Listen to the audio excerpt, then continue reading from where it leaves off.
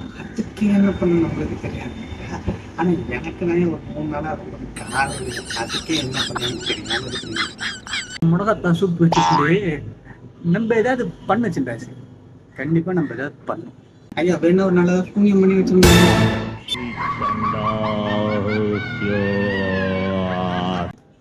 அது சின்ராசு, அதெல்லாம் நம்ம எதுவும் பண்ண வேணாம்.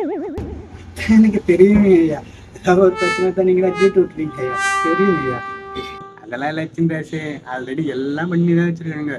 அதுவும் டேட்டோட பண்ணி வச்சிருக்கானுங்க. என்ன ஐயா சொல்றீங்க?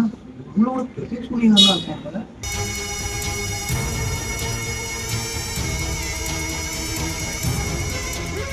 யாரியாவா?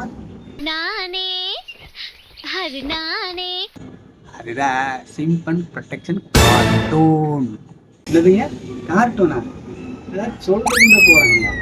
இன்னும் குழந்தைத்தனமா பொம்மை படத்தை பார்த்துக்கிட்டு சோட்டா பீம் தான் உலகத்தை காப்பான்னு சொல்லிட்டு ஏதாவது நியாயமாங்கய்யா? அது இல்லை சின்ராசு, இந்த சிம்பன் ப்ரொடெக்ஷன் கார்ட்டூன்னா இந்த ஃபியூச்சரை முன்னாடியே கணிச்சு ஒரு கார்ட்டூன் மாதிரி எடுத்து வைப்பாங்க. அவங்க பண்ணதுல இது வரைக்கும் ஒரு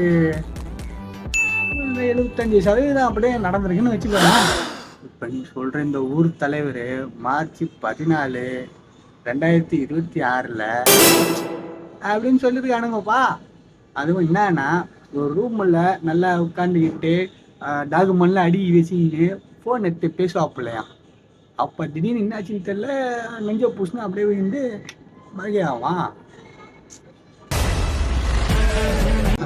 14 போய் 16 வந்துச்சு. நீங்க என்ன இந்த கதையை பத்தி பேசிட்டீங்க? போறாங்கய்யா.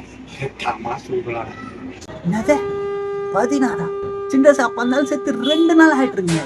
என்ன இவ்வளோ லேட்டா சொல்ற? டப்புன்னு பாடி எடுத்து ஒரு ரோசாப்பூ மாலை வாங்கி வந்து போட்டு நல்லா ஒரு குட்டி டைம் சொன்னாட்டு கிளம்பி வந்துனே இருந்தா டீசெண்டா. என்ன சொல்ற?